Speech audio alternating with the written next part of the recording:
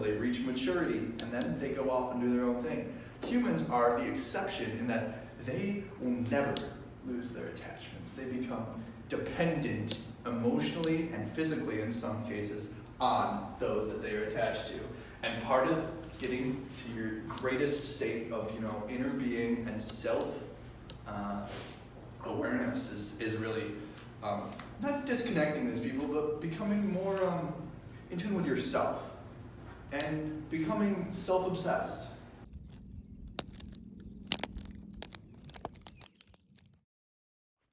Cans. The forest is ripe with cans. Aluminum flowers sprout up from the forest floor, their cutthroat petals tinged with sugar and microplastics. I want to pick them all. I don't know if I can. They outnumber me, and they always will. The tracks behind my place are especially fertile in the summer months when the country kids throw parties and Mountain Dew becomes beer overnight. The morning after, they're just cans. The children plant them, they toss them over their shoulders, or crunch them under their steel-toed boots. It's cool to litter, especially in high school.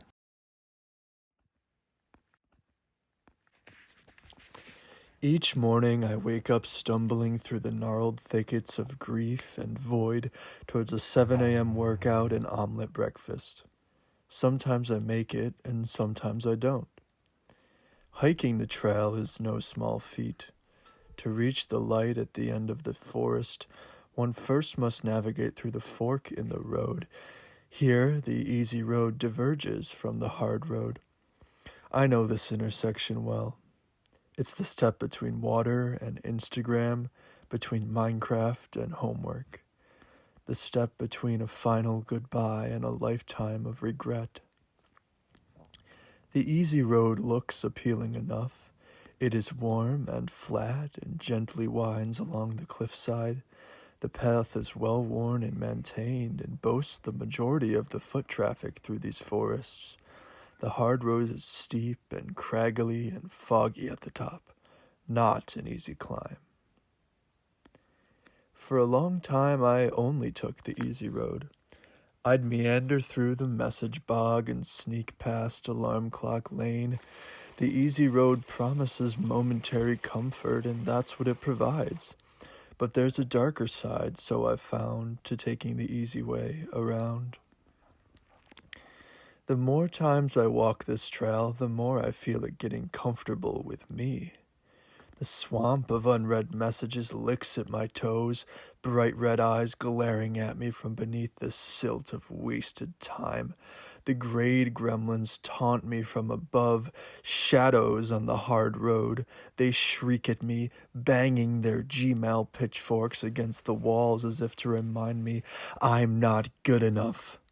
But it's too late to switch paths now, I tell myself, so I keep on trudging through the swamp until inevitably I find myself at the junction of wallowing misery. Everyone here is miserable and tells everyone else how miserable they are, as if their misery is something that can be cured by making someone else miserable about it. It's a miserable place, and it makes me miserable, and my non-miserable days are made miserable by the junction. After enough bad days ending at the junction, I decided it was time to change. I take the hard road. I parkour up a craggy cliff face, wiping sweat from my brow as I jump across Alarm Clock Lane and over Breakfast Boulevard. From there, I spend the day on Stability Place and Confidence Avenue, which is undoubtedly a great place to be. I can see the easy road from here and all the folks walking down it, and I hope someday they'll be up here, sitting next to me.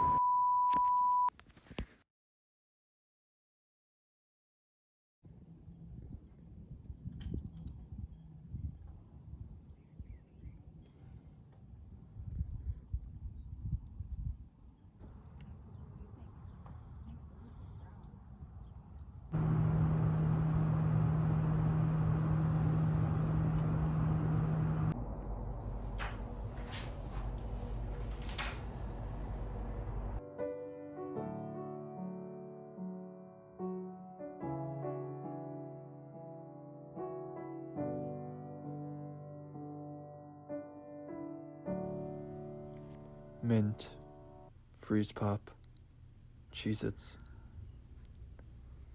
pasta salad, licorice,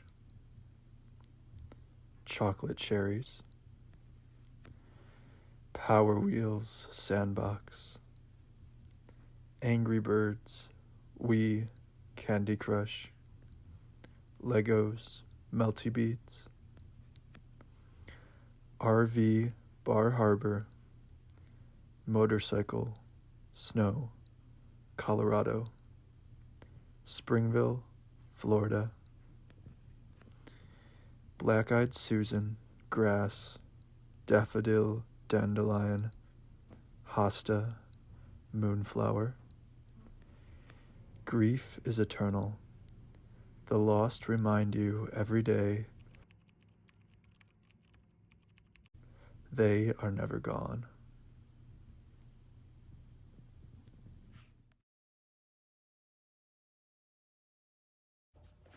Circles. I run in circles. We run in circles around everything, the same copper knives in our backs and the same cracks and creases in our hearts.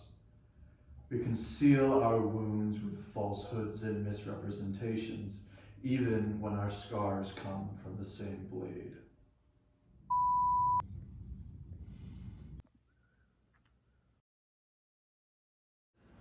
I'm not all the way buttoned up right now, so we're gonna get all snazzy for the presentation. So, I'm really excited to be here today with you guys, because I haven't taught this class in like a year in person because of, everything shutting down. But so, I'd like to welcome you to Life 101. And essentially what this is it's really just a class to kind of become more spiritual and become more in tune with your inner self. And to become more aware, of who you really are on the inside. And so many of us, we go about our everyday lives and we really don't think. We don't think about those things. We just, we kind of go through the motions in a way. I spent my high school years in the basement, alone, playing video games and wasting my adolescence.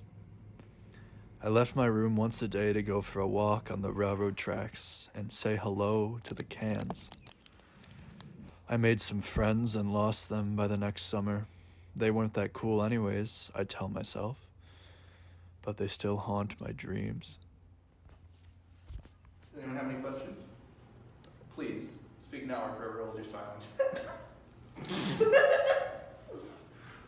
Sorry, it's a Monday. I'm going to be joking around a little bit. Anyone have any questions? I was just wondering, so if we get to this state of no attachment and no freedom, do we get to fly? You get to fly. You got a plane ticket? That's very funny, Professor. Yeah, I'm glad you like that joke, Jim.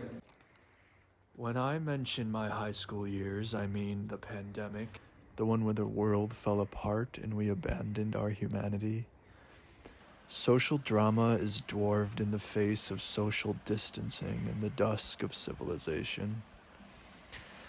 Some things in life you only learn the hard way, like driving your car into a guardrail or driving the human race off of a cliff.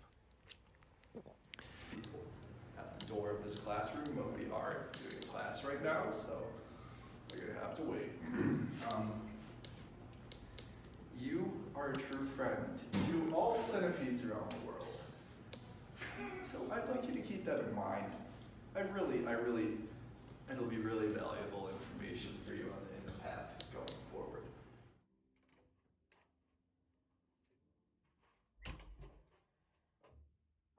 The hardest part about the pandemic was learning to love again when there was no hope, no light at the end of the tunnel. Learning to love people for what they are, to love people more than video games, and to spend time with people above all else. My brain was malfunctioning from the apocalypse, but now I'm at peace with it.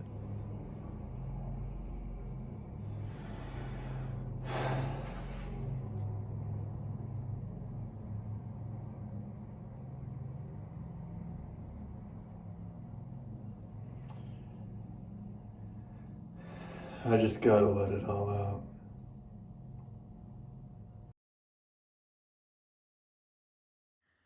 I can't really play the guitar at all or sing very well, so apologies.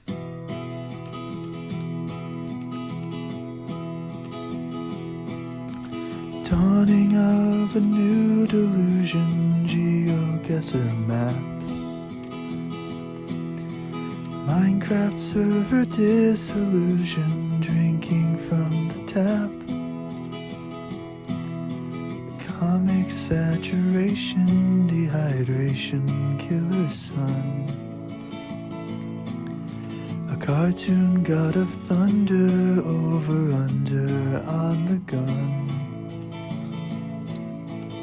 There it is again, that funny feeling, that funny feeling. There it is again, that funny feeling, that funny feeling. Toothpicks on a chopping block, shaking hands and legs. Scream until the crying stops, no more plastic bags. Snow-struck California, molten Georgia, hot fjord. Dip your toes in arsenic, a bath you can't afford. Pump action baseball bat, jury takes a stand. EPA and climate acts swallowed by the sand. A giant game of Yahtzee, next door Nazi, empty mall. Patrick Bateman's autograph, a statue 10 feet tall.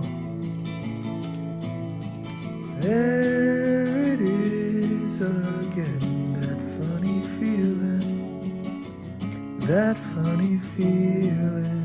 There it is again, that funny feeling, that funny feeling. Living life without a purpose, transcendental dive. And I'll paddle through the smoking ocean, cutthroat copper knives. Someone's gonna know it, questions loaded, cover blown. Hate bleeds into ivy over moss and broken bone. Fiscal misappropriation, the post-war afterlife. An internet amalgamation, a husband or a wife. That final errand with your parents says it all. You won't know it's the last time till you make that final call. Hey, Alexander, it's just your grandma. I just calling to say hi, give you an update on trying to get everybody up to Watkins Glen next weekend. All right, you don't have to call me back tonight. I'll talk to you tomorrow. Okay, bye, honey. I love you.